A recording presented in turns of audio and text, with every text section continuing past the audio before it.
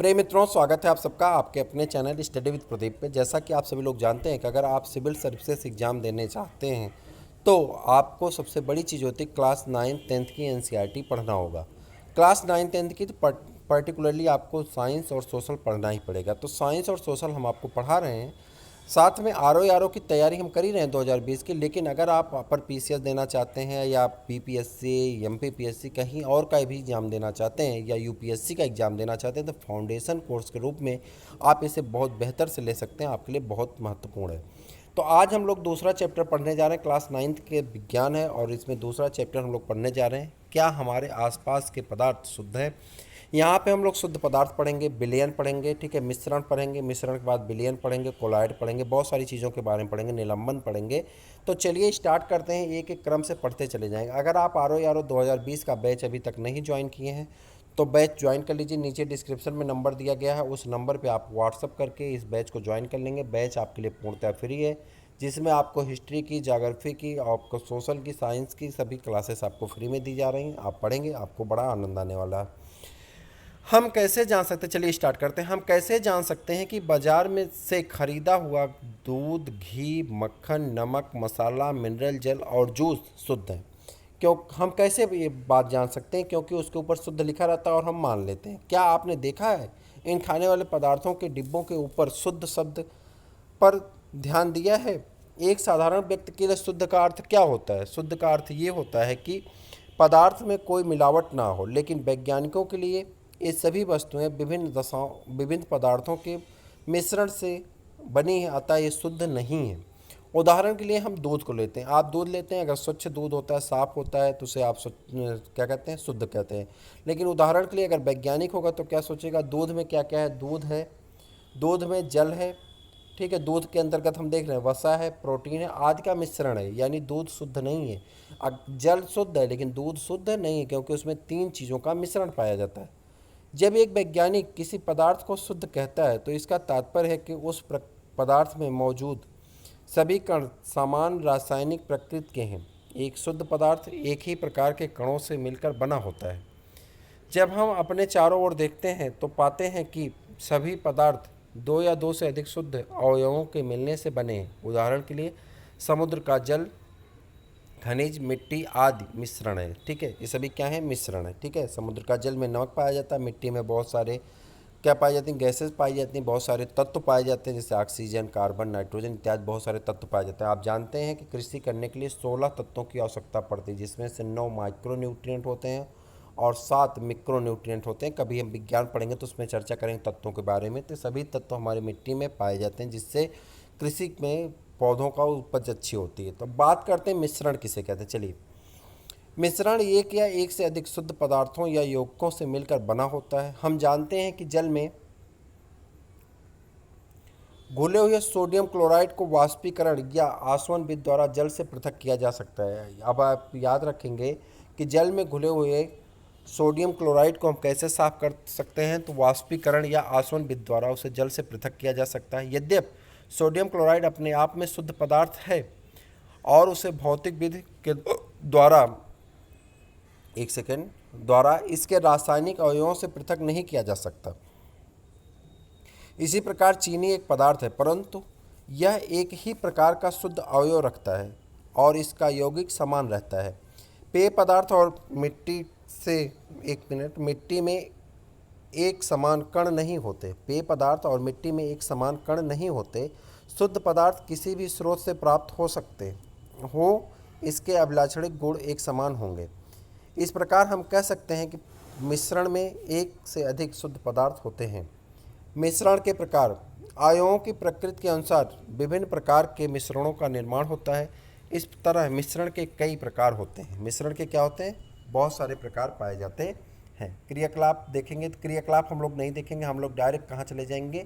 अगर आपके पास एनसीईआरटी की बुक है तो आप एनसीईआरटी पढ़ना शुरू कर दें, वरना आप एनसीईआरटी पढ़ेंगे तो उसमें सारी चीज़ क्रियाकलाप में जो उदाहरण दिए गए हैं वो मिल जाएंगे। आपको अलग अलग तत्व दिए जाएंगे, अलग मिलावट दी जाएगी, उसको आपको शुद्ध करने को बताया जाएगा, अलग अलग एक्टिविटी में बताया गया है। हम लोग यहाँ डायरेक्ट इसको पढ़ेंगे, बिलियन को, ठीक है।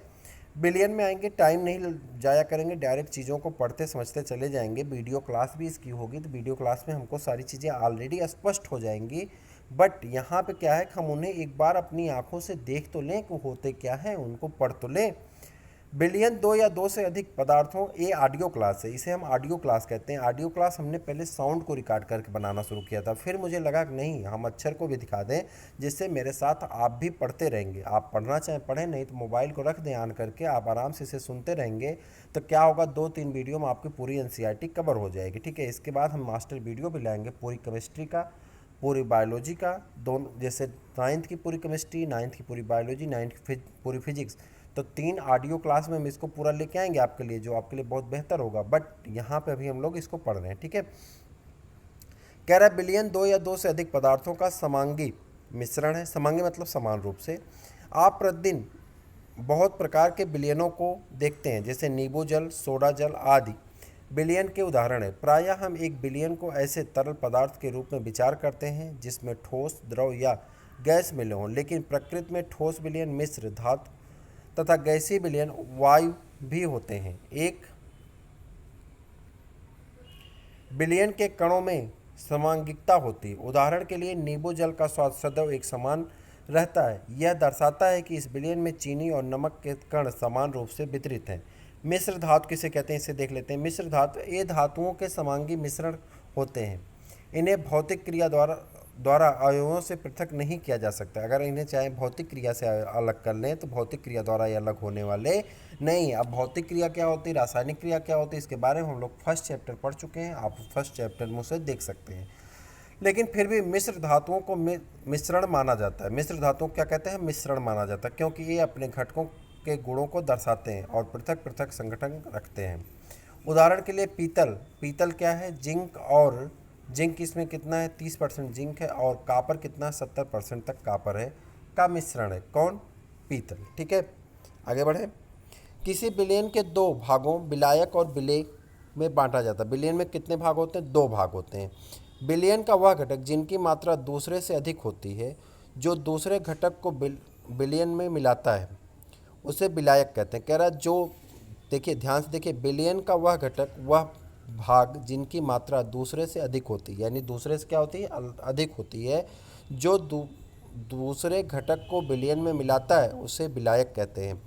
बिलियन का वह भाग घटक प्रायः जो कम मात्रा में होता है, जो कि विलायक में घुला होता है, उसे विलेय कहते हैं। यानी जैसे चीनी पानी आप ले रहे हैं तो चीनी क्या है, चीनी क्या है आप बताएंगे, विलायक। चीनी क्या है, विलेय है, और जबकि पानी क्या है, विलायक है। ठीक है, समझ पा रहे हैं ना, आगे बढ़ जाए। उदाहरण के लिए चीनी और जल का विलयन एक तरल घोल में ठोस का उदाहरण है, ठोस का उदाहरण है, जिसमें चीनी विलेय है और जल क्या है, विलायक है। चीनी क्या है, विलेय है, और जल क्या है, विलायक। आयोडीन और अल्कोहल का विलयन, जिसे टिंचर आयोडीन के नाम से भी जाना जाता है। आपसे पूछा जाएगा टिंचर आयोडीन में किसका विलयन, किसका घोल होता है, तो आप कहेंगे टिंचर आयोडीन 2 चीज़ों का मिक्सचर होता है, किसमें, आयोडीन और अल्कोहल का मिक्सचर होता है।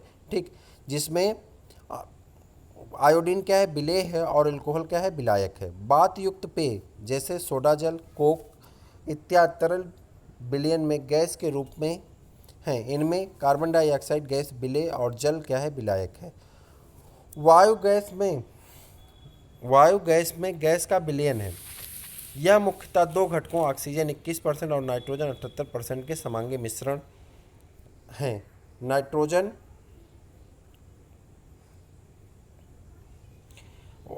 वायु का विलायक कहा जाता है। वायु में दूसरी गैसें बहुत कम मात्रा में उपलब्ध होती हैं। विलयन के गुण, विलयन एक समांगी मिश्रण है। विलयन क्या है, एक समांगी मिश्रण है। विलयन के कण व्यास में, विलयन के कण व्यास में 1 नैनोमीटर यानी 10.-9 मीटर को 1 नैनोमीटर कहते हैं, से भी छोटे होते हैं। इसलिए इसे हम अपनी आँखों से नहीं देखे जा सकते, या हम अपनी नेकेड आई से इसे नहीं देख पाते हैं। अपने छोटे आकार के कारण विलयन के कण गुजर रही प्रकाश की किरणों को फैलाते नहीं। विलयन विकिरण में प्रयास का मार्ग दिखाई देता है। विलयन, इसीलिए विलयन में प्रकाश का मार्ग दिखाई देता है। कह रहा है अपने छोटे आकार के कारण विलयन के कण गुजर रही प्रकाश की किरणों को फैलाते नहीं हैं, इसीलिए विलयन में प्रकाश का मार्ग दिखाई देता है।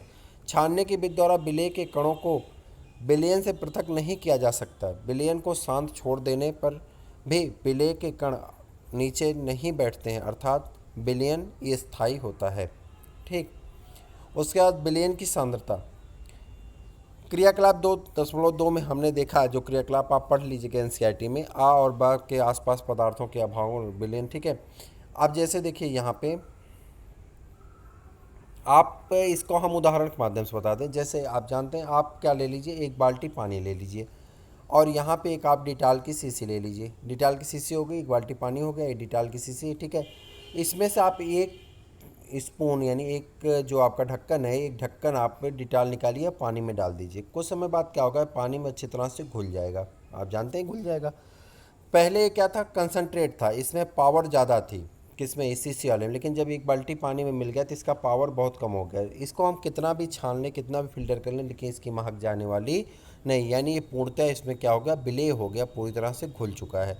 तो दो पदार्थ के विलयन होते हैं, एक कंसनट्रेट होता है यानी बहुत हार्ड होता है, एक क्या होता है, तनु होता है जिसमें पानी की मात्रा ज़्यादा होती है।